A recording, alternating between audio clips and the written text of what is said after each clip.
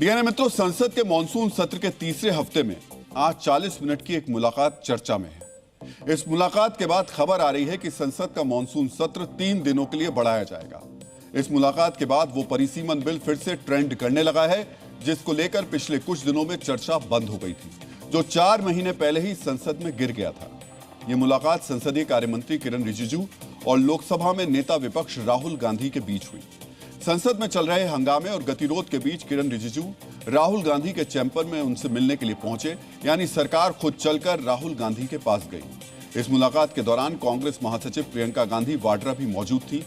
सूत्रों के मुताबिक बातचीत के दौरान सरकार की तरफ से कहा गया कि वो परिसीमन बिल इसी सत्र में लाना चाहती है, यानी इस बातचीत को आप राहुल गांधी और किरण रिजिजू का परिसीमन संवाद भी कह सकते हैं। और इस संवाद के 40 मिनट की पूरी कहानी अगर आप समझ जाएंगे तो आपके लिए जानना मुश्किल नहीं होगा कि परिसीमन बिल पर आगे क्या होगा। इसीलिए पहले सरकार और विपक्ष के परिसीमन संवाद को विस्तार से समझ लीजिए। किरण रिजिजू ने राहुल गांधी से मुलाकात के दौरान परिसीमन बिल को लेकर कांग्रेस का समर्थन मांगा।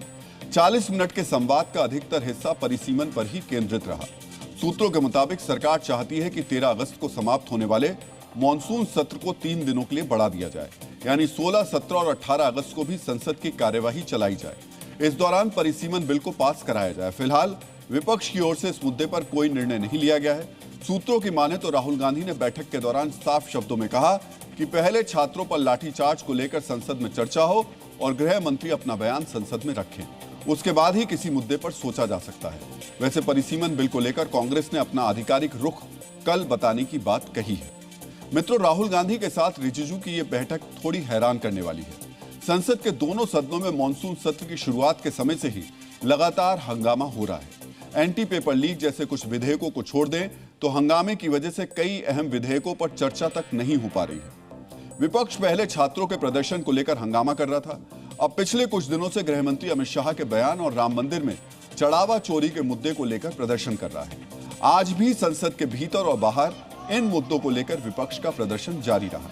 विपक्ष अपनी मांग पर अड़ा हुआ है कि जब तक उसकी ये दोनों मांगे नहीं मानी जाती, तब तक वो संसद की कार्यवाही नहीं चलने देगा। अगर कुछ हुआ है, बच्चों पर गोलियां चली हैं, पैलेट गन चलाई गई है, टीयर गैसिंग हुई है, लाठी चार्ज हुआ है, तो किसी की जिम्मेदारी है ना, किसी ने तो ऑर्डर दिया होगा, तो जिम्मेदारी लें अपनी। मुद्दे बड़े स्पष्ट हैं। जो अंदर उठाने की कोशिश कर रहे हैं वो है कि गृह मंत्री सदन में आके बयान दें। जो पुलिस की एट्रॉसिटीज हुई नौजवानों पे, पूरे देश में हुई, दिल्ली में हुई, उस पर जवाब दें। आए बताएं कि अयोध्या में जो चंदा चोरी हो रही है उस पर बयान दें। प्रधानमंत्री को भी आना चाहिए। दूसरी तरफ बीजेपी का आरोप है कि कांग्रेस चर्चा से भागना चाहती है, इसलिए वो संसद नहीं चलने दे रही। सत्ताधारी दल का दावा है कि विपक्ष चर्चा से भाग रहा है और सिर्फ हंगामा खड़ा कर रहा है। ना इनको सदन से मतलब है, न लोकतंत्र से मतलब है। ये नौटंकी कर रहे हैं। ये भीतर में नौटंकी, बाहर में नौटंकी, प्रदर्शन, ये क्या है? लोकतंत्र यही है। सदन में विपक्ष ये जोरदार हंगामा कर रहा है, तो ये सदन नहीं हंगामा कर, सदन को चलने नहीं दे रहा है, सदन में चर्चा करने के लिए तैयार नहीं, जानबूझ करके ये सदन को बाधित किया जा रहा है। स्पीकर साहब के आग्रह नहीं माने। सोचिए, संसद में घमासान छिड़ा हुआ है। इसकी वजह से संसद की कार्यवाही नहीं चल रही है। सरकार और विपक्ष के बीच संसद चलाने तक के लिए सहमति नहीं बन पा रही है। लेकिन इस हंगामे के बीच किरण रिजिजू ने राहुल गांधी से मुलाकात कर परिसीमन बिल पर समर्थन मांगा है। इससे साफ है सरकार इस बिल को लेकर कितनी गंभीर है। इसके लिए सरकार के मंत्री ने राहुल गांधी से समर्थन मांगने, उनके पास जाने से भी परहेज नहीं किया। आखिर परिसीमन बिल को जल्द से जल्द क्यों पास कराना चाहती है सरकार? ये जानने से पहले आपको परिसीमन बिल को लेकर कांग्रेस के रुख के बारे में जानना चाहिए। जब कांग्रेस बिल को लेकर अपना आधिकारिक जवाब सरकार को भेजेगी तो उसका क्या जवाब हो सकता है? मित्रों, जब से इस बिल की चर्चा शुरू हुई है तब से कांग्रेस इसके विरोध में है। अप्रैल में बिल के खिलाफ वोट करके कांग्रेस ने इसे पास नहीं होने दिया। मॉनसून सत्र की शुरुआत से पहले भी कांग्रेस ने इसके विरोध का ऐलान किया था। उसने बिल के खिलाफ दूसरी विपक्षी पार्टियों को भी एकजुट किया था। बिल के खिलाफ कांग्रेस की सबसे बड़ी दलील यह है कि इससे दक्षिणी राज्यों के साथ अन्याय होगा। जनसंख्या के आधार पर परिसीमन होने से दक्षिणी राज्यों का लोकसभा में प्रतिनिधित्व कम हो जाएगा। विपक्ष की आशंकाओं को देखते हुए सरकार ने सभी राज्यों में 50% सीट बढ़ाने का भरोसा दिया था। इस भरोसे के आधार पर शरद पवार की पार्टी ने इसका समर्थन करने के संकेत भी दिए, लेकिन कांग्रेस इसके बाद भी मान नहीं रही है। मित्रों, परिसीमन बिल को लेकर कांग्रेस का विरोध किस कदर है, इसके लिए आपको राहुल गांधी के एक बयान के बारे में जानना चाहिए।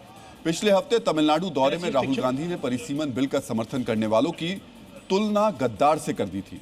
राहुल गांधी ने यह बयान उस समय दिया जब यह खबर आ रही थी कि डीएमके परिसीमन बिल को लेकर नरम रुख अपना रही है। सोचिए, राहुल गांधी बिल का समर्थन करने वालों को गद्दार कह रहे हैं। ऐसे में कांग्रेस का क्या रुख होगा, यह आसानी से समझा जा सकता है। यही वजह है कि कांग्रेस ने किरण रिजिजू की कोशिशों को कंफ्यूजन पैदा करने वाला बताया है।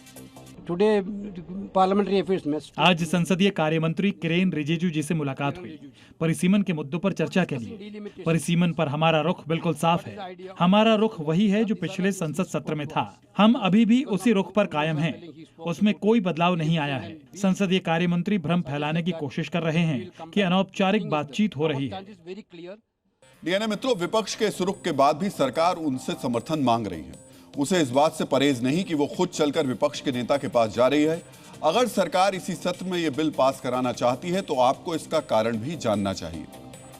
इसकी सबसे बड़ी वजह यह है कि सरकार संसद में महिलाओं के लिए 1/3 आरक्षण 2029 के लोकसभा चुनाव से पहले लागू करना चाहती है।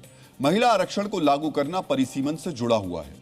अगर परिसीमन में देरी होती है तो 2029 तक महिला आरक्षण लागू नहीं हो पाएगा। संसद में 1/3 महिलाओं के लिए 5 साल और इंतजार करना पड़ेगा। एक और कारण यह भी है कि 2026 के बाद परिसीमन कराना एक कानूनी और संवैधानिक बाध्यता है। 84वें संविधान संशोधन के तहत लोकसभा और विधानसभा की सीटों की संख्या को 2026 तक फ्रीज किया गया था, यानी इसमें बदलाव नहीं किया जा सकता था, लेकिन इसके बाद परिसीमन होना आवश्यक है।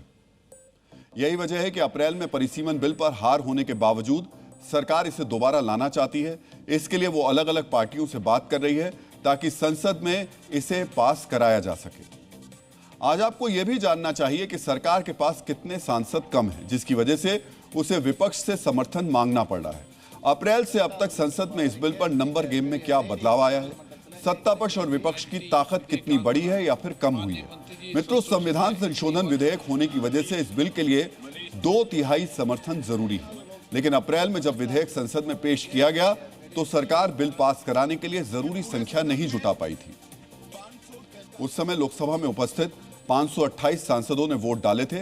इसके पक्ष में 298 और विपक्ष में 230 वोट पड़े।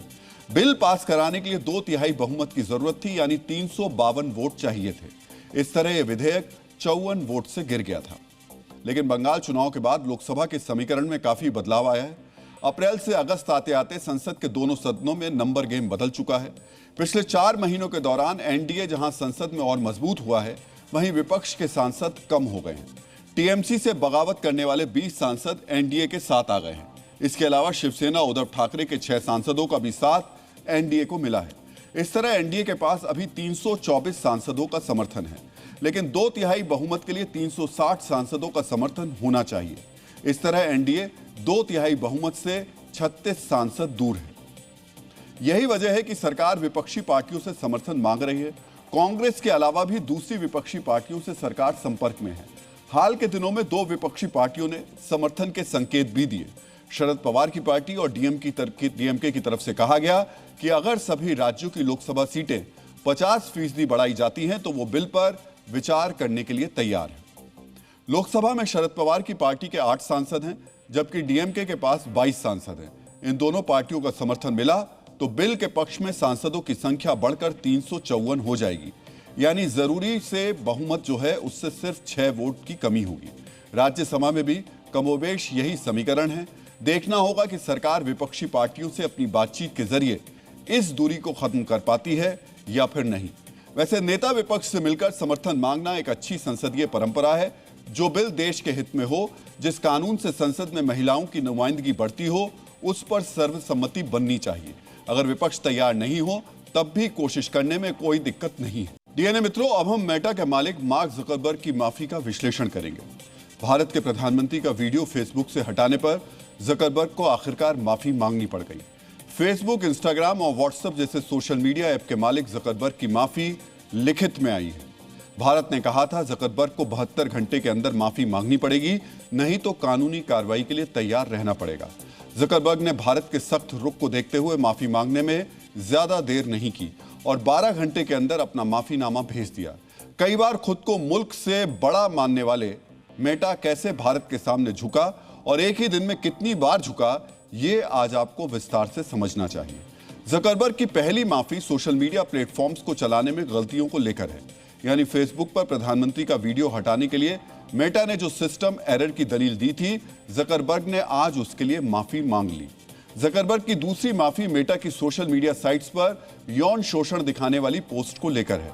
जकरबर्ग की तीसरी माफी फेसबुक, इंस्टाग्राम जैसे संचार प्लेटफॉर्म्स पर डीप फेक एआई वीडियो से जुड़ी हुई है। इस माफीनामे में एक और पॉइंट है जिस पर आज आपको ध्यान देना चाहिए। जकरबर्ग ने माना कि कुछ खास तरह के कंटेंट को बढ़ावा देने के लिए काफी पैसे खर्च किए गए थे। इसका मतलब आप समझ रहे हैं, इसका मतलब यह है कि मेटा के मालिक स्वीकार कर रहे हैं कि पैसे देकर इंस्टाग्राम, फेसबुक और व्हाट्सएप पर किसी खास कंटेंट की पहुंच बढ़ाई जा सकती है। यानी पैसे दीजिए और फेसबुक, इंस्टाग्राम पर मनचाहा वीडियो वायरल करा दीजिए।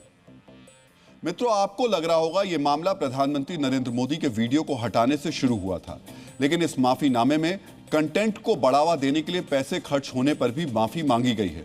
इसे समझने के लिए आपको उस पूछताछ के बारे में पता होना चाहिए जो देश की संसदीय समिति ने कुछ दिन पहले मेटा के अधिकारियों से की थी। मेटा की टीम से संसदीय समिति ने पूछा था कि देश में सभी राजनीतिक पार्टियों को मिलाकर व्यूवरशिप 23 मिलियन है, जबकि ऐसे पेज जो ना तो राजनीतिक पार्टियों के हैं ना ही किसी बड़ी एनजीओ के, उनकी व्यूवरशिप आखिर 27 मिलियन कैसे है। मेटा से यह सवाल पूछा गया था कि एक खास पेज जो 5-7 दिन पहले ही बना था, उस पर अकेले 7 मिलियन व्यूज क्यों हैं। संसदीय समिति के इसी सवाल पर आज जकरबर्ग ने माफी मांगते हुए यह माना कि कुछ खास तरह के कंटेंट को बढ़ावा देने के लिए काफी पैसे खर्च किए गए थे। मेटा दुनिया की सबसे बड़ी सोशल मीडिया कंपनी है, लेकिन इसे झुकना क्यों पड़ा, जकरबर्ग माफी मांगने पर मजबूर क्यों हुए, अब यह भी समझ लीजिए। दरअसल मेटा ने 28 जुलाई को प्रधानमंत्री नरेंद्र मोदी का एक वीडियो करीब 6 घंटे के लिए फेसबुक से हटा दिया था। इस वीडियो में प्रधानमंत्री युवाओं और जेनजी को संबोधित कर रहे थे। मेटा ने इस वीडियो को बहाल करते हुए यह दलील दी थी कि यह एक टेक्निकल एरर है, लेकिन इस कथित टेक्निकल एरर को लेकर आज ही लोकसभा सचिवालय ने एक लेटर जारी किया। मित्रों, आप अपने टीवी या मोबाइल स्क्रीन पर जो चिट्ठी देख रहे हैं, ये वही लेटर है जिसमें जकरबर्ग को अल्टीमेटम दिया गया था। लोकसभा सचिवालय ने सूचना प्रौद्योगिकी मंत्रालय के सचिव को लिखे इस पत्र में कहा था, प्रधानमंत्री के वीडियो को हटाना एक गंभीर विषय है और इसके लिए मार्क जकरबर्ग को माफी मांगनी होगी। इसके आगे जो लिखा गया वो और भी काफी महत्वपूर्ण है। इस पत्र में यह कहा गया कि अगर इस पत्र के मिलने के 3 दिन यानी 72 घंटे के अंदर जकरबर्ग ने माफी नहीं मांगी तो आईटी एक्ट के तहत उनकी कंपनी जो संरक्षण दिया गया है उसको समाप्त कर दिया जाएगा। यानी माफी की मांग के साथ साथ माफी नहीं मांगने पर परिणाम भी साफ कर दिया गया था। डीएनए मित्रों, आपको जानना चाहिए कि आईटी एक्ट की धारा 89 है क्या और इसके तहत मेटा को क्या संरक्षण दिया गया है। आईटी एक्ट की धारा 79 के तहत सोशल मीडिया कंपनियों को सूचना के प्रचार का एक माध्यम माना जाता है। इसका मतलब है कि अगर कोई यूजर फेसबुक पर कुछ भड़काऊ, देश विरोधी या आपत्तिजनक पोस्ट करता है तो उसके लिए फेसबुक या जकरबर्ग को सीधे तौर पर जिम्मेदार नहीं माना जाता। उन्हें मुकदमों से सुरक्षा मिली हुई है। लेकिन लोकसभा सचिवालय के पत्र में यह साफ कर दिया गया कि अगर जकरबर्ग माफी नहीं मांगते तो सरकार यह सुरक्षा कवच हटा लेगी। इस सेक्शन के हटते ही मेटा को माध्यम नहीं बल्कि एक पब्लिशर यानी सामग्री पोस्ट करने वाला माना जाएगा। यानी इन प्लेटफॉर्म्स पर पोस्ट किए गए किसी भी आपत्तिजनक पोस्ट के लिए मेटा को जिम्मेदार माना जाएगा। इस संरक्षण के हटने से किसी भी आपत्तिजनक पोस्ट के लिए मेटा इंडिया के अधिकारियों पर एफआईआर हो सकती है। मेटा के मालिक मार्क जकरबर्ग पर भी मुकदमा दर्ज हो सकता है। लोकसभा सचिवालय के तहत आने वाली संचार और सूचना प्रौद्योगिकी मामलों की स्थायी समिति के अध्यक्ष सांसद निशिकांत दुबे भी लगातार यही मैसेज दे रहे थे। हमारी कमेटी ने जो परसों बैठक ली थी, उस बैठक में हमारी कमेटी ने पत्र लिखा है मिनिस्ट्री ऑफ आईटी को और मिनिस्ट्री ऑफ होम अफेयर्स को कि प्रधानमंत्री जी का जो वीडियो उन्होंने डिलीट किया वो इंटरमीडियरी का काम नहीं है, वो पब्लिशर का काम है। और इस नाते जकरबर्ग को जो है 3 दिन के अंदर माफ़ी मांगनी होगी। यदि माफ़ी नहीं मांगेंगे तो उनके ऊपर जो जितने भी सोशल मीडिया प्लेटफॉर्म हैं उनको जो सेफ हार्बर दिया हुआ है हमने जिसका कि वो गलत फ़ायदा उठाते हैं। सेफ हार्बर ख़त्म कर देंगे। अब जितने गाली गलौज, मार पीट, उल्टे सीधे चीज़ें सोशल मीडिया प्लेटफॉर्म पर आती हैं, जिस किसी के खिलाफ आती है, वो सभी मेटा चीफ के खिलाफ जो एफआईआर करेंगे, पूरे देश भर में एफआईआर की बाढ़ आ जाएगी। जकरबर्ग को उनके सलाहकारों ने यह जरूर बताया होगा और समझाया होगा, और तब उन्हें एहसास हुआ होगा कि माफी के बिना भारत में सोशल मीडिया साम्राज्य चलाना संभव नहीं होगा। यानी अगर भारत सरकार ने आईटी एक्ट के तहत दिए गए संरक्षण को हटा लिया तो कंपनी का भारत में टिकना मुश्किल हो जाएगा।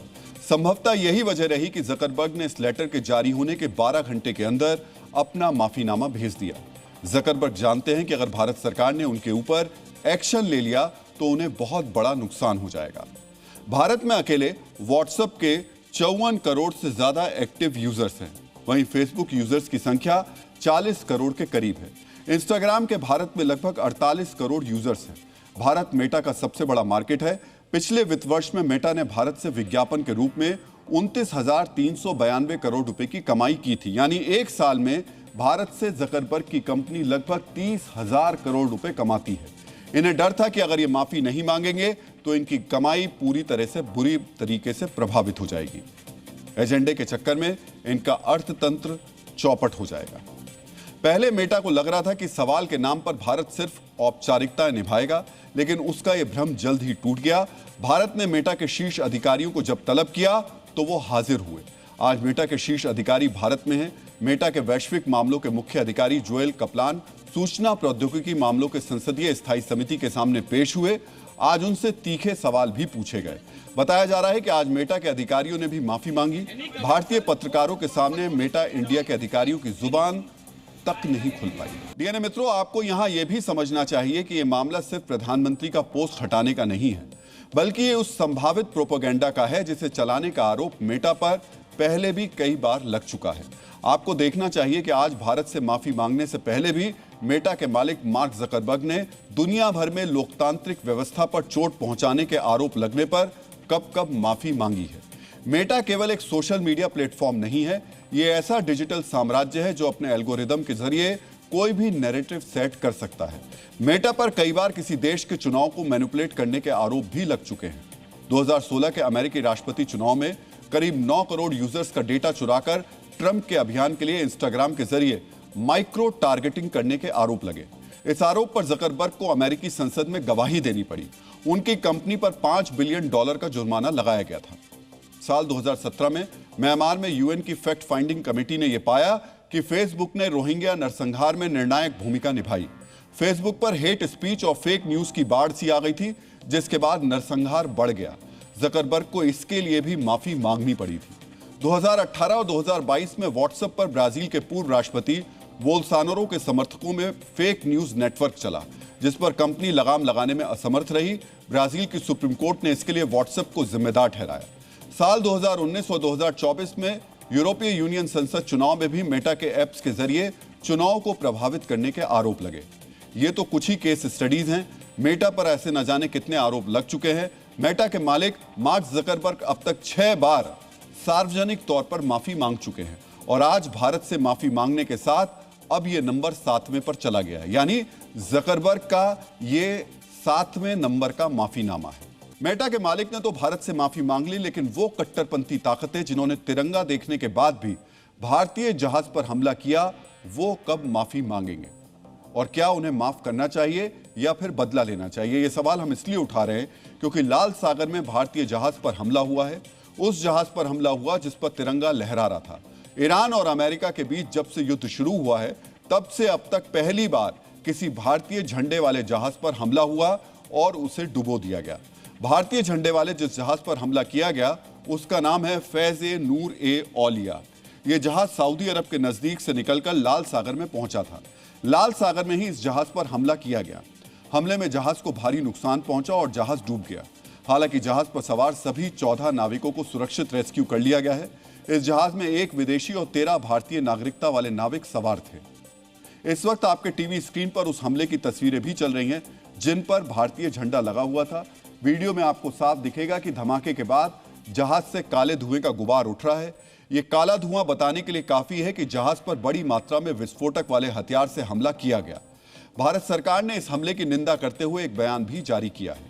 भारतीय विदेश मंत्रालय ने अपने बयान में कहा है, हॉर्मुज और लाल सागर में व्यापारिक जहाजों पर हमले तत्काल प्रभाव से रुकने चाहिए।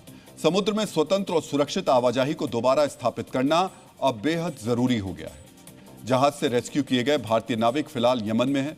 भारत सरकार की प्राथमिकता इन नाविकों को सुरक्षित भारत लाना है। विदेश मंत्रालय ने इस हमले से किसी देश या गुट को नहीं जोड़ा है, लेकिन यमन की मान्यता प्राप्त सरकार ने इस हमले के पीछे हूती लड़ाकों का हाथ बताया है। आखिर हूती लड़ाकों को हमले से क्यों जोड़ा जा रहा है, अब आप ये भी समझ लीजिए। जिस जगह भारतीय झंडे वाले जहाज पर हमला हुआ वो यमन के हुदैदा बंदरगाह से सिर्फ 24 किलोमीटर दूर है। हुदैदा बंदरगाह पर हूती गुट अंसार अल्लाह का कब्जा है। पहले गाजा और अब जारी ईरान युद्ध के दौरान हूती गुट ने हुदैदा बंदरगाह से 134 हमले किए हैं। हुदैदा बंदरगाह पर हूती लड़ाकों का हथियार डिपो और ड्रोन लॉन्चिंग केंद्र भी स्थित है। 20 जुलाई को हूती गुट ने लाल सागर की नौसैनिक घेराबंदी का ऐलान भी किया था।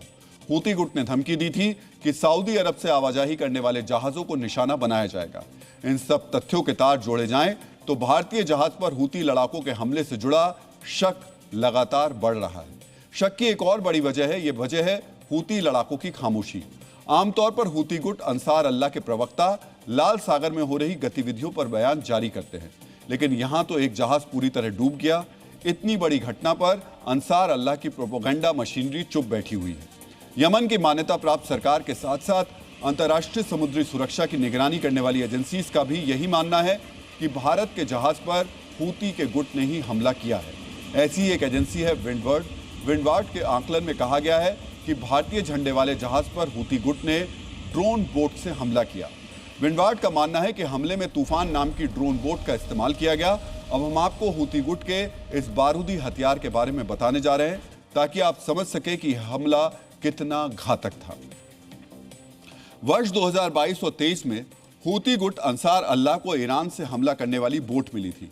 ये ऐसी नाव है जिनके अंदर विस्फोटक भरे होते हैं और इन्हें रिमोट से संचालित किया जाता है, यानी इन नाव को चलाने के लिए किसी इंसान की जरूरत नहीं पड़ती। हूती आतंकवादियों के पास जो ड्रोन बोट है उनके अंदर 1500 यानी 1500 किलोग्राम तक विस्फोटक लोड किया जाता है और फिर इन्हें टारगेट किए गए जहाज की तरफ रवाना कर दिया जाता है। वर्ष 2024 में हूती लड़ाकों ने ऐसी ही ड्रोन बोट से ब्रिटिश और फ्रेंच व्यापारिक जहाजों पर हमले भी किए थे। जहाज पर हमला कहां हुआ, कैसे किया गया, यह आपने देखा। अब सवाल उठता है कि आखिर भारतीय झंडे वाले जहाज पर हमला क्यों किया गया। जैसा कि हमने आपको बताया कि हूती गुट ने लाल सागर की नौसैनिक घेराबंदी कर रखी है। हूती गुट का मकसद सऊदी अरब से तेल की सप्लाई रोकना है ताकि अमेरिका के मित्र देश सऊदी अरब पर दबाव बढ़े और अमेरिका युद्ध विराम की शर्तों में नरमी लाए। इसी वजह से हूती लड़ाकों ने 20 जुलाई से लेकर अब तक लाल सागर में 4 जहाजों पर हमला किया है। इन हमलों में भारतीय झंडे वाले जहाज पर अटैक भी शामिल है। Washington institute for near east policy ने लाल सागर में हुए हमलों को लेकर एक रिपोर्ट तैयार की है। यह रिपोर्ट कहती है कि हूती गुट ने सऊदी अरब से आने वाले जहाजों को रोकने के लिए अपने बड़े सैन्य संसाधन तैनात कर रखे हैं। सऊदी अरब से आने वाले जो जहाज यमन के हूती प्रभाव वाले इलाकों के नजदीक से गुजरते हैं उन पर हमलों की संभावना बढ़ जाती है। इतना ही नहीं, अगर किसी जहाज का आइडेंटिफिकेशन सिस्टम यानी उसकी पहचान बताने वाले यंत्र बंद कर दिए जाते हैं तब हूती लड़ाके जहाज के झंडे की अहमियत को दरकिनार कर देते हैं। हूती लड़ाके ऐसे जहाजों को संदिग्ध मानते हैं और उन पर हमला कर देते हैं। भारतीय झंडे वाले जिस जहाज पर हमला किया गया था उसके नाविकों ने भी हमले से बचने के लिए अपना आइडेंटिटी सिस्टम बंद करके रखा हुआ था। भारतीय झंडे वाले जहाज पर हूती आतंकवादियों ने जानबूझकर हमला किया या फिर यह किसी गलतफहमी का नतीजा था, इस सवाल का जवाब भारत सरकार की पूरी जांच के बाद ही सामने आएगा। मित्रों, भारतीय झंडे वाले जहाज पर हमले की खबर आपने दूसरे टीवी न्यूज चैनल्स और इंटरनेट पर भी देखी होगी, लेकिन क्या आपको पता है कि जहाज के ऊपर देश का झंडा लगाने का सिलसिला कब से शुरू हुआ? आखिर क्यों समुद्र में घूमते जहाजों पर झंडा लगाने की जरूरत पड़ी? चलिए हम आपको इतिहास के इस अध्याय से भी अवगत करा देते हैं। जहाजों पर देश का झंडा लगाने का सिलसिला सदियों पुराना है, लेकिन इसे राष्ट्रीय नीति के तौर पर 16वीं सदी के दौरान ब्रिटेन ने अपनाया। ब्रिटेन ने जहाजों पर देश का झंडा लगाना अनिवार्य कर दिया था। झंडे की वजह से ब्रिटिश नौसेना के सैन्य जहाजों का पता चल जाता था कि समुद्र में जो जहाज दिख रहा है वो दुश्मन है या फिर समुद्री लुटेरों का कोई जहाज तो नहीं है। ब्रिटेन के बाद उपनिवेशवाद के दौर में दूसरे देशों ने भी यह तरीका अपनाना शुरू कर दिया। वर्ष 1958 में हुई जेनेवा समझौते में जहाजों पर झंडे को अंतर्राष्ट्रीय मानक बना दिया गया।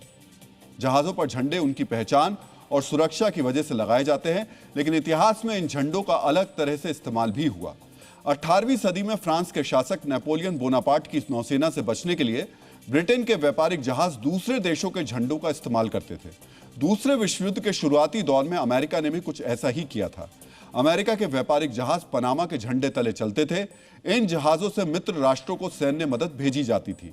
इस तरह अमेरिका ने यह दिखाया कि युद्ध में वो निष्पक्ष है। साथ ही मित्र राष्ट्रों को मदद भेजने का सिलसिला भी जारी रहा था। हिंदवी स्वराज के संस्थापक छत्रपति शिवाजी महाराज तो जहाजों पर लगे झंडे को साम्राज्य के सम्मान का प्रतीक मानते थे। छत्रपति शिवाजी महाराज कहते थे, मराठा साम्राज्य का कोई भी जहाज भगवा ध्वजा के बिना नहीं निकलना चाहिए। भगवा ध्वजा हमारे साम्राज्य का सम्मान है। अगर ध्वजा को नुकसान होता है तो वो मराठा साम्राज्य के सम्मान का हनन है। इसलिए हर नाविक के लिए यह आवश्यक है कि मुमरते दम तक अपने जहाज के भगवा ध्वज की रक्षा करें। यानी मित्रों, मराठा साम्राज्य में सम्मान की सुरक्षा प्राथमिकता थी। आज ईरान के युद्ध की वजह से समुद्री सुरक्षा बड़ा मुद्दा बन गई है। हॉर्मुज और दूसरे तेल रूट्स की सुरक्षा दोबारा स्थापित करने की तरफ एक और कदम बढ़ाया गया है। इस नए प्लान में अमेरिका, ईरान और ओमान शामिल है। ईरान और अमेरिका ने तय किया है कि 60 दिन तक हॉर्मुज को पूरी तरह खोला जाएगा। यानी ना तो ईरान और ना ही अमेरिका हॉर्मुज की घेराबंदी करेगा। जो प्लान बनाया गया है उसके मुताबिक अमेरिका अपने हमले पूरी तरह बंद कर देगा। बदले में हॉर्मुज से ईरान अपनी नौसेना को पीछे हटाएगा। जो जहाज तेल लेने आएंगे उन्हें ईरान की समुद्री सीमा से एंट्री मिलेगी। तेल लेने के बाद जहाजों को ओमान की समुद्री सीमा से निकलना होगा। इस अंतरिम प्रस्ताव में यह भी तय किया गया है कि 60 दिन तक जहाजों से कोई टोल या फीस नहीं ली जाएगी। अगर यह अंतरिम प्लान कामयाब रहा तो इसकी मियाद बढ़ाई जाएगी। इस खबर के बाद तेल के संकट से जूझती दुनिया ने राहत की सांस ली। हॉर्मुज पर ईरान से डील के लिए अमेरिका बेचैन दिख रहा है। अमेरिका में ऐसी ही बेचैनी भारत के एक कानून को लेकर भी है, और यह कानून अमेरिका को लेकर नहीं है बल्कि भारत को लेकर है। मित्रों, आचार्य चाणक्य का मानना था कि राष्ट्रों को यह सुनिश्चित करने का पूरा अधिकार है कि परोपकार या सहायता के नाम पर आने वाला धन उनकी आंतरिक शांति और व्यवस्था को ना बिगाड़े। भारत की सरकार जब इसी अधिकार के तहत अपने राष्ट्र की सुरक्षा सुनिश्चित कर रही है तो अमेरिका में खलबली मची हुई है। डोनाल्ड ट्रंप के एक कट्टरपंथी सांसद धर्म की दुहाई देकर भारतीय ईसाइयों को भड़का रहे हैं। वो भारत और अमेरिका के बीच रिश्तों में तल्खी की चेतावनी दे रहे हैं। ये न सिर्फ अमेरिकी सांसद की कट्टरपंथी सोच की अभिव्यक्ति है बल्कि दुनिया के सबसे बड़े लोकतांत्रिक देश में दखल देने की जरूरत भी है। इसीलिए अब हम ट्रंप के सांसद की कट्टरपंथी सोच का डीएनए टेस्ट करेंगे। मित्रों, भारत सरकार विदेशी अंशदान विनियमन अधिनियम यानी FCRA को और अधिक सख्त बनाने की तैयारी में है। मतलब एनजीओ के जरिए विदेशों से जो चंदा भेजा जाता है और उससे यहां जो कार्य किए जाते हैं उनकी निगरानी को सरकार और सख्त बनाने वाली है। बस इसी बात से ट्रंप की पार्टी के सांसद राइली मूर का ब्लड प्रेशर बढ़ गया है। ट्रंप के सांसद ने सोशल मीडिया पर एक पोस्ट किया जिसमें उनकी बेचैनी साफ दिखाई दे रही है। कुल 79 शब्द खर्च करके अपनी बौखलाहट को अभिव्यक्ति करने वाले अमेरिकी सांसद ने लिखा कि ईसाइयों के लंबे इतिहास के बावजूद भारत की संसद फॉरेन कंट्रीब्यूशन रेगुलेशन अमेंडमेंट नियमों में बदलाव करने पर विचार कर रही है ताकि सरकार चर्च और धार्मिक चैरिटी संस्थाओं का नियंत्रण अपने हाथ में ले सके। आगे उन्होंने ये भी लिखा कि यह ईसाइयों पर सीधा हमला है। अगर ये बिल इसी तरह आगे बढ़ता है तो ये भारत के साथ हमारे द्विपक्षीय संबंधों में बड़ी चिंता का विषय बन जाएगा। सोचिए, भारत में कोई नियम कानून बन रहा है, उससे अमेरिका का एक सांसद क्यों परेशान है? मित्रों, इसका सीधा सा जवाब है कट्टरपंथी सोच। राइली मूर ट्रंप के जितने कट्टर समर्थक हैं उससे कहीं ज्यादा अपने धर्म को लेकर कट्टर हैं। भारतीय कानून पर टिप्पणी करने से ठीक पहले इन्हीं राइली मूर ने एक अमेरिकी अखबार में लंबा चौड़ा लेख लिखा था जिसके शब्द शब्द में अतिवाद शीशे की तरह झलक रहा है। उस लेख का शीर्षक उन्होंने रखा था, अमेरिका एक ईसाई राष्ट्र है। यह लेख लिखने के बाद राइली मूर ने भारतीय कानून में दखल देने वाली कट्टर टिप्पणी की। मित्रों, राइली मूर ने जिस मकसद के साथ ईसाइयों की भावनाओं को उभारने के लिए लंबा चौड़ा लेख लिखा था उसमें वो कामयाब भी दिख रहे हैं क्योंकि उनके वैचारिक साथी इसका समर्थन भी कर रहे हैं। मित्रों, विदेशी अंशदान विनियमन अधिनियम यानी FCRA बहुत पुराना है, लेकिन अब विदेशी फंडिंग को अधिक पारदर्शी और जवाबदेही बनाने के लिए सरकार FCRA में संशोधन करने वाली है। इसके लिए सरकार संसद में किसी भी दिन संशोधन विधेयक पेश करने की तैयारी में है। अब समझिए कि नए संशोधन से क्या क्या बदलने वाला है। किसी भी एनजीओ या संस्था को गृह मंत्रालय के एफसीआरए विंग में रजिस्ट्रेशन करवाना अनिवार्य होगा। अगर 5 साल की अवधि खत्म होने पर या रिन्यू ना कराने पर एनजीओ का रजिस्ट्रेशन अपने आप रद्द माना जाएगा। दूसरा, नए प्रस्तावित संशोधन में विदेशी पैसे का इस्तेमाल धर्मांतरण के लिए करने पर पूरी तरह प्रतिबंध लगा दिया गया है। तीसरा, यदि किसी एनजीओ का रजिस्ट्रेशन रद्द, सरेंडर या समाप्त होता है तो विदेशी पैसे से खरीदी गई उसकी जमीन, इमारत और बैंक खाते डेजिग्नेटेड अथॉरिटी के पास चले जाएंगे। सरकार एक अथॉरिटी भी बनाने वाली है। कानून में स्पष्ट किया गया है कि यदि जब्त की गई संपत्ति कोई पूजा स्थल है तो सरकार उसके धार्मिक स्वरूप को नहीं बदलेगी। इसके बावजूद अमेरिकी नेताओं का मानना है कि प्रबंधन सरकारी हाथों में जाने से इन संस्थाओं की स्वायत्तता पूरी तरह खत्म हो जाएगी। संस्थाओं को बताना होगा कि विदेशों से आ रहे पैसे का असली मालिक कौन है। सभी एनजीओ को अपने विदेशी फंड के खर्च का ब्यौरा अपनी आधिकारिक वेबसाइट और सोशल मीडिया अकाउंट्स पर सार्वजनिक करना अनिवार्य होगा। ट्रंप की पार्टी के जो सांसद हैं राइली मूर, उन्हें मुख्य तौर पर 2 नियमों में परिवर्तन पर घोर आपत्ति है। पहला ये कि धर्मांतरण के लिए विदेशी पैसों का इस्तेमाल नहीं होगा और दूसरा, एनजीओ की संपत्ति की निगरानी के लिए अथॉरिटी बनाने से वो बेचैन है। मित्रों, ट्रंप के सांसद की यह प्रतिक्रिया उस औपनिवेशिक मानसिकता की अभिव्यक्ति है जो मानती है कि भारतीय आत्मा को चंदे से खरीदा जा सकता है। वो एफसीआरए के प्रस्तावित संशोधन को धार्मिक चश्मे से नहीं बल्कि मिशनरी फंडिंग की पाइपलाइन की सुरक्षा के चश्मे से देख रहे हैं। भारत में 16,000 से अधिक एनजीओ हैं जिन्हें करीब 23,000 करोड़ रुपए का विदेशी चंदा मिलता है।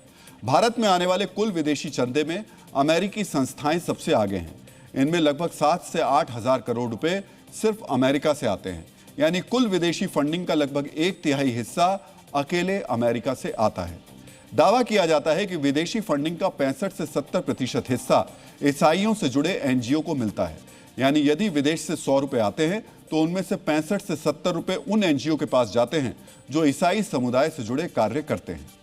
अमेरिका की ईसाई मिशनरी संस्था कंपैशन इंटरनेशनल सबसे अधिक यानी 225 करोड़ रुपए से ज्यादा का चंदा देती है, जिसका घोषित उद्देश्य भारत में ईसाई बच्चों की देखभाल करना है। अमेरिका की ही एक दूसरी संस्था 130 करोड़ से अधिक की संपत्ति राशि देती है। दावा किया जाता है कि इस धन का उपयोग चर्च से जुड़ी गतिविधियों के लिए किया जाता है। भारत में 2,257 ऐसी एनजीओ हैं जो धार्मिक कार्यों से जुड़े हुए हैं। इनमें से 1,626 एनजीओ ईसाई धार्मिक गतिविधियों से संबंधित हैं। मित्रों, पिछले 1 दशक में भारत में हिंदुओं की आबादी लगभग 16% बढ़ी है, जबकि ईसाइयों की आबादी में लगभग 15.5% की वृद्धि दर्ज की गई है। कई रिपोर्ट्स में दावा किया जाता है कि विदेशी फंडिंग का इस्तेमाल धर्मांतरण के लिए भी किया जाता है। सवाल यह है कि एफसीआरए में धर्मांतरण को लेकर प्रस्तावित सख्ती से राइली मूर जैसे नेताओं में इतनी बेचैनी क्यों है? बीजेपी के नेता ट्रंप के सांसद की आपत्तियों को खारिज कर रहे हैं।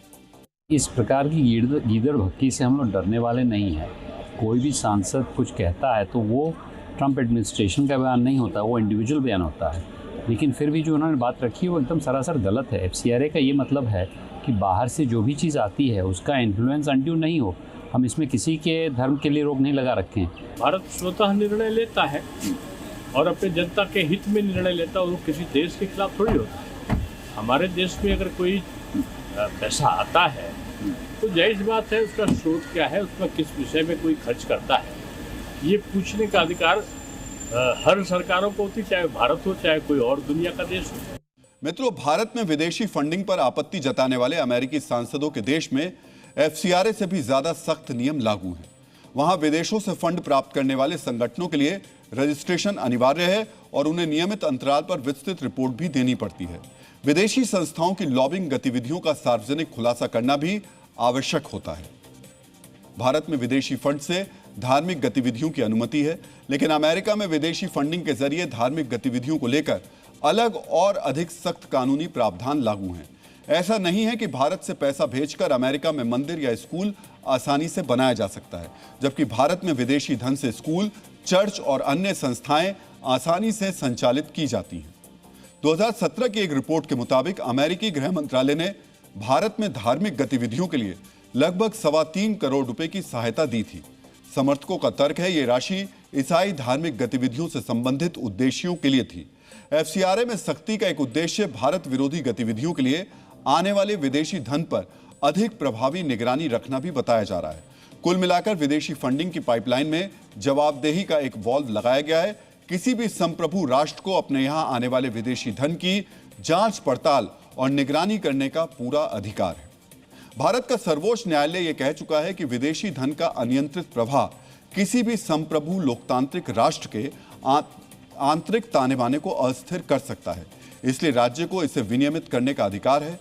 इसी सोच के अनुरूप भारत सरकार विदेशी फंडिंग पर निगरानी और सख्ती बढ़ाने की दिशा में कदम उठा रही है, तो राइली मूर जैसे नेताओं को इन प्रस्तावित बदलावों पर आपत्ति हो रही है।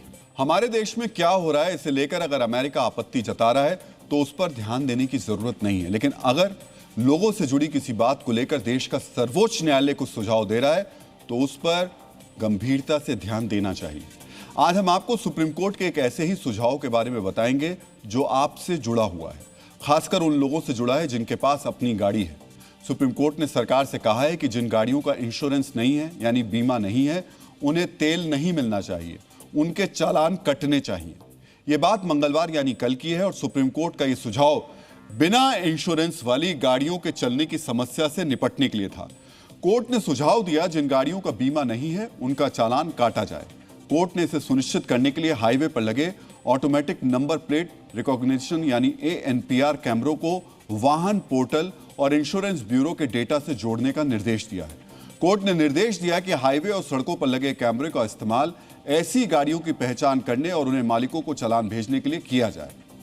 और जिस सुझाव पर आपका ध्यान देना जरूरी है वो मैं आपको फिर से बता रहा हूं। सर्वोच्च न्यायालय ने कहा है कि बिना इंश्योरेंस वाली गाड़ियों को तेल यानी पेट्रोल नहीं दिया जाना चाहिए, यानी पेट्रोल पंप पर उनके लिए नो एंट्री का बोर्ड लगा दिया जाए। अब आपको यह समझना चाहिए कि सुप्रीम कोर्ट को बिना बीमा वाली गाड़ियों पर इतना सख्त निर्देश क्यों देना पड़ा। इसके लिए आपको कुछ आंकड़े देखने चाहिए। देश में कार और बाइक मिलाकर कुल 30 करोड़ के आसपास वाहन रजिस्टर्ड है। इनमें से करीब 56% यानी 16.5 करोड़ गाड़ियों का इंश्योरेंस है ही नहीं। गाड़ियों के बीमा मुख्य तौर पर दो तरीके के होते हैं। पहला अपना इंश्योरेंस यानी दुर्घटना होने पर खुद को या खुद की गाड़ी को कोई नुकसान हो तो उसकी भरपाई बीमा कंपनी करेगी। और दूसरा बीमा होता है थर्ड पार्टी इंश्योरेंस, जिसमें अगर दुर्घटना में किसी दूसरे व्यक्ति को किसी तरीके का नुकसान हो तो उसकी भरपाई बीमा कंपनी को करनी पड़ेगी। भारत में किसी भी वाहन का थर्ड पार्टी इंश्योरेंस अनिवार्य है। सुप्रीम कोर्ट ने नई कार खरीदते वक्त 3 साल और दोपहिया वाहन खरीदते वक्त 5 साल का थर्ड पार्टी इंश्योरेंस लेना अनिवार्य कर रखा है। लेकिन हमारे देश में दौड़ रही 16.5 करोड़ गाड़ियों ने बाद में इंश्योरेंस को रिन्यू नहीं करवाया और अब वो सड़कों पर चल रही हैं। बाकी गाड़ियों के लिए, उन गाड़ियों के चालकों के लिए और आम लोगों के लिए ये बहुत बड़ा खतरा बन गए। सुप्रीम कोर्ट में सड़क परिवहन मंत्रालय ने एक जानकारी दी है।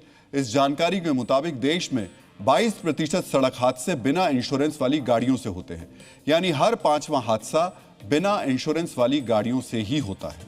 देश में 2024 में 4,87,705 हादसे हुए। इनमें से 1,07,295 हादसे बिना इंश्योरेंस वाली गाड़ियों से हुए थे। इसे और सरल तरीके से समझे तो हर 5 मिनट में 1, हर घंटे में 12 और हर दिन 294 हादसे बिना इंश्योरेंस वाली गाड़ियों से होते हैं। इसका सीधा मतलब यह है कि हर घंटे हो रहे इन 12 हादसों के नुकसान की भरपाई कोई भी बीमा कंपनी नहीं कर रही है। बिना इंश्योरेंस वाली गाड़ियों से होने वाले हादसों में अधिकांश पीड़ितों को कानूनी दांवपेच के कारण मुआवजा नहीं मिलता है। अगर मिलता भी है तो बेहद कम मिलता है। ये नुकसान करीब 10,800 करोड़ रुपए प्रति वर्ष बैठता है। लेकिन इसका एक मानवीय पहलू भी है। जब दुर्घटना में किसी की जान जाती है या कोई गंभीर घायल होता है तो उसका परिवार आर्थिक रूप से टूट जाता है। अगर गाड़ी का थर्ड पार्टी इंश्योरेंस है तो बीमा कंपनी पीड़ित को मुआवजा दे देती है, लेकिन बिना इंश्योरेंस वाली गाड़ियों के केस में स्थिति खौफनाक हो जाती है। देश भर के मोटर एक्सीडेंट क्लेम्स ट्रिब्यूनल में मुआवजे के लाखों केस सालों से पेंडिंग हैं। बीमा कंपनी ना होने के कारण केस सीधे गाड़ी मालिक पर चलता है। कोर्ट आदेश देता है कि गाड़ी का मालिक अपनी जेब से मुआवजा दे, लेकिन ज्यादातर मामलों में गाड़ी मालिक की इतनी हैसियत ही नहीं होती कि वो 20 से 30 लाख रुपए दे सके। नतीजा ये होता है कि पीड़ित परिवार न्याय और मुआवजे के इंतजार में अस्पताल के बिल भरते भरते कर्ज में डूब जाता है। अगर दूसरे किसी व्यक्ति का नुकसान हो या उसकी प्रॉपर्टी का नुकसान हो, उसके वाहन का नुकसान हो, तो वो जो गाड़ी के कारण हुआ है, तो अगर थर्ड पार्टी इंश्योरेंस है तो 7.5 लाख तक का प्रॉपर्टी इंश्योरेंस और 15 लाख तक का इंडिविजुअल जो व्यक्ति है उसके लिए ज़्यादा से ज़्यादा इंश्योरेंस कवर होता है। उससे ज़्यादा होता नहीं है, उससे ज़्यादा अगर एमएससीटी का क्लेम आता है तो वो ओनर जो है उसको देना पड़ता है, इंश्योरेंस कंपनी को नहीं देना पड़ता। तो खैर 15 लाख भी कोई छोटी रकम तो है नहीं, तो इसलिए ये ज़रूरी हुआ है कि कई केसेस ऐसे आए हैं कि जहां अपघात हुआ है, क्षतिग्रस्त हुआ है, वाहन भी क्षतिग्रस्त हुआ या किसी की मृत्यु हुई है, मगर उसमें थर्ड पार्टी इंश्योरेंस न होने के कारण आगे बड़े कॉम्प्लिकेशंस आए हैं। इसीलिए सुप्रीम कोर्ट ने अब नई कार के लिए थर्ड पार्टी इंश्योरेंस 3 वर्ष से बढ़ाकर 4 वर्ष और नए 2 व्हीलर्स के लिए थर्ड पार्टी इंश्योरेंस 5 वर्ष से बढ़ाकर 6 वर्ष करने का निर्देश दिया है। इस पर सभी पक्षों को 14 अगस्त 2026 तक अपनी राय रखनी होगी। डीएनए मित्रों, प्रसिद्ध लेखक अल्बर्ट कामू ने कहा है कि सबसे खतरनाक बौद्धिक व्यक्ति वो है जो अपनी विद्वत्ता का उपयोग सत्य की खोज के लिए नहीं बल्कि अपने पूर्वाग्रहों को सही ठहराने और दूसरों को नीचा दिखाने के लिए करता है। मित्रों, भारत विरोधी पूर्वाग्रही और सेलेक्टिव सोच वालों का कुंठा क्लब ऐसा ही है। ये दुनिया में कहीं भी रहें, छोटी छोटी घटनाओं की मनमानी व्याख्या कर भारत विरोधी नैरेटिव गढ़ते हैं। लंदन से दिल्ली तक कुंठा क्लब फिर भारत विरोधी अभियान में जुटा हुआ है। मेरी बाईं तरफ आप एक सोशल मीडिया पोस्ट की तस्वीरें देख रहे हैं। पोस्ट लिखने वाले इतने बड़े आदमी नहीं हैं कि उनकी पोस्ट का संज्ञान लिया जाए, लेकिन हम इनकी पोस्ट एक विशेष उद्देश्य से आपको दिखा रहे हैं। सबसे पहले मैं आपको यह पोस्ट न्यूज़ वॉल पर दिखा देता हूं, और इस न्यूज़ वॉल पर जो पोस्ट मैं आपको दिखा रहा हूं वो जिस व्यक्ति की है, ऐसा नहीं कि कोई बहुत बड़े व्यक्ति हूं जिनके बारे में बताए, लेकिन ये जो शब्द है हम आपको ये बताना चाहते हैं जिस पर ध्यान देना जरूरी है, क्योंकि ये एजेंडे के तहत शब्द गढ़े जा रहे हैं। भारत अब बहुत डरावनी जगह बन गया है। मेरे बच्चे गर्मियों की छुट्टी में भारत जाना चाहते थे, मैंने साफ मना कर दिया। ये बिल्कुल भी सुरक्षित नहीं है। कभी भी भीड़ आपको पीट पीट कर मार सकती है, बस आपको हिंदुत्ववादी आतंकवादियों को नाराज करना होता है। सोचिए इस आदमी के मन में भारत और सनातन के लिए कितना जहर भरा है। ये भारत को असुरक्षित बता रहा है। इतने हिंदुत्ववादी आतंकवादी जैसे इसने शब्दों का प्रयोग किया है। इन शब्दों के प्रयोग से आप इनके वैचारिक झुकाव को समझ सकते हैं। ये साहब लंदन में रहते हैं, लेकिन ये अकेले नहीं हैं, इनके वैचारिक मित्र भारत में भी हैं। हम आपको भारत में बैठी इनकी वैचारिक मित्र को सुनवा देते हैं, बहुत गौर से सुनिएगा। दिल्ली से लंदन के बीच करीब 6,700 किलोमीटर की दूरी है, लेकिन इन दोनों के भारत विरोधी विचारों में सुई के नोक के बराबर की भी दूरी नहीं। सोचिए कितनी वैचारिक एकता है इन दोनों के बीच। मित्रों, एक जो भारत से पैसे कमाकर लंदन गए, भारत में कमाए पैसों से ही लंदन में ऐशो आराम की जिंदगी जी रहे। इनका बचपन यहीं बीता था। जहां अपने बच्चों को यह सुरक्षित बता रहे हैं, खुद का बचपन यहीं बता कर गए, और अब इनको अपने बच्चों को यहां भेजने में डर लग रहा है। दूसरी वो हैं जो चंद महीने पहले तक देश की एक जानी मानी यूनिवर्सिटी में प्रोफेसर थी। जानते हैं एक सामान्य भारतीय को जितनी सैलरी नहीं मिलती, उससे ज्यादा इन्हें आज भी पेंशन मिलती है। इन्होंने पूरी जिंदगी आपके हमारे टैक्स के पैसे से सरकारी नौकर के तौर पर सुख सुविधाओं का उपयोग किया, आज भी कर रही हैं। लेकिन वैचारिक प्रपंच ऐसा है कि आज इन्हें भारत मनहूस देश लगने लगा है। सोचिए, आम आदमी से ज्यादा धन, ज्यादा सम्मान मिलने के बाद भी भारत के लिए इनके विचार इतने जहरीले क्यों हैं? इसकी वजह है चर्चा, और चर्चा से पैसा कमाने की चाहत। मित्रों, मुस्तफा खान शेफ्ता का एक मशहूर शेर है, हम तालिबे शोहरत हैं, हमें नंग में क्या काम, बदनाम अगर होंगे तो क्या नाम ना होगा। तालिबे शोहरत यानी प्रसिद्धि या नाम कमाने की इच्छा रखने वाला आदमी मित्रों ये लोग नहीं है। इन्हें किसी भी तरीके की चर्चा में रहना है। अब अच्छा सोचने और अच्छा काम करने जैसे मेहनत का रास्ता ये चुन नहीं सकते, इसलिए शोहरत की चाह में इन लोगों ने शॉर्टकट चुना है। यह आसान रास्ता है, भारत विरोधी प्रोपोगंडा। इसलिए ये लोग कहीं भी रहे, इनके दिल दिमाग में 24 घंटे भारत विरोधी भावनाएं उबलती रहती हैं। भारत में कमाए पैसे से लंदन में बैठकर भारत को ही डरावनी जगह बताने वाले कुंठित ये व्यक्ति को आज हम बताना चाहेंगे कि भारत में प्रति 1 लाख आबादी पर अपराध से जुड़े 419 केस दर्ज होते हैं, जबकि ब्रिटेन में, जहां ये साहब बैठकर बता रहे हैं कि बच्चों को आने में भारत में डर लगता है, उस ब्रिटेन में यह आंकड़ा 7,200 है। यानी ब्रिटेन में भारत से 17 गुना ज्यादा अपराध रिकॉर्ड है।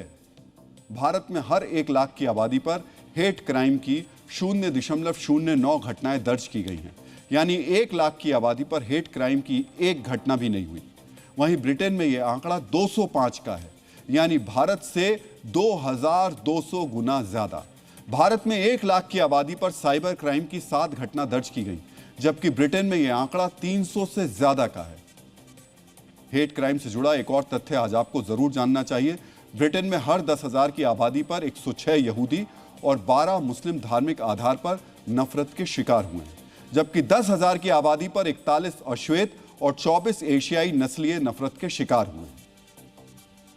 अब सोचिए, ब्रिटेन में जहां अपराध के कारण जीवन असुरक्षित है, हेट क्राइम के कारण धार्मिक आजादी पर खतरा है, साइबर क्राइम के कारण धन भी सुरक्षित नहीं है, ऐसी जगह में बैठकर एक व्यक्ति क्या कह रहा है? भारत डरावनी जगह है। और उनकी बात को निवेदिता मेनन जैसे लोग आगे बढ़ा रहे हैं। मतलब इन्होंने तर्क को तिलांजलि दे दी है और बुद्धि का पिंडदान कर दिया। वैसे ये पिंडदान इन्होंने ऐसे नहीं किया है, ये सारा का सारा खेल जो है वो पैसे का है। आप जितना भारत विरोधी नैरेटिव लाएंगे, जितना भारत के खिलाफ एजेंडा प्रोपोगेंडा करेंगे, उतना ही आपकी जेब भरेगी। मित्रों, आज हम पूरी जिम्मेदारी से कहना चाहेंगे कि आपको ऐसे लोगों की बातों को गंभीरता से लेने की जरूरत नहीं है, क्योंकि इनकी कोई बड़ी हैसियत नहीं है। इन्हें बस कुंठा क्लब के चुनिंदा लोग ही जानते हैं। यही लोग आपस में एक दूसरे की तारीफें करते हैं, एक दूसरे के भारत विरोधी नैरेटिव का समर्थन करते हैं। जानते हैं क्यों? क्योंकि इसके जरिए, जो मैं आपसे पहले कह रहा था, ये धन कमाते हैं। कैसे? ये भी समझ लीजिए, ये बहुत जरूरी तथ्य है। सोशल मीडिया का एल्गोरिदम ऐसा ही है कि वो विभाजनकारी कंटेंट को ज्यादा प्रमोट करता है। ऐसे कंटेंट को ज्यादा एंगेजमेंट मिलते हैं, यानी ऐसा कंटेंट पोस्ट करने वाले को ज्यादा पैसा मिलता है। भारत विरोधी कंटेंट को कई देश बूस्ट करते हैं। इन देशों को ट्रोल्स ऐसे कंटेंट को पोस्ट कर उसकी रीच बढ़ाते हैं। और अब मेटा ने खुद स्वीकार किया, मार्क जकरबर्ग ने जो अपना माफीनामा दिया है, उसने बताया कि किस कंटेंट, खास कंटेंट को प्रमोट किया जा रहा था, पैसे देके किया जा रहा था। भारत विरोधी प्रोपोगेंडा में डूबी पोस्ट करने वालों को विदेशी मीडिया और विदेशी एनजीओ भी प्रमुखता से प्रसारित करते हैं। अब इसका अर्थ समझिए, ये जो लोग हैं, इन जैसे लोग भारत को, भारत विरोधी जो विदेशी मीडिया है और इंटरनेशनल ग्रुप, वो भी प्रमोट करते हैं। इससे इनको दो तरफा फायदा होता है। पहला ये कि सोशल मीडिया से इनकी कमाई बढ़ती है, दूसरा ये भारत विरोधी एजेंसियों की नजर में आते हैं। ये एजेंसियां भारत विरोधी प्रोपोगेंडा चलाने के लिए इन्हें मोटा पैसा देती हैं। इसी पैसे से लंदन से लेकर दिल्ली तक ये लोग लग्जरी का पूरा साजो सामान जुटाते हैं। फिर अपने 5 स्टार घर में बैठकर कहते हैं कि भारत डरावनी जगह है, भारत मनहूस देश। डीएनए में अब आज का संदेश। समय हर सुबह एक नया पन्ना सौंपता है और हर शाम बिना मिटाए उसे अपने साथ ले जाता है। इसलिए हर पन्ना ऐसा लिखिए जिस पर कल आपको गर्व हो।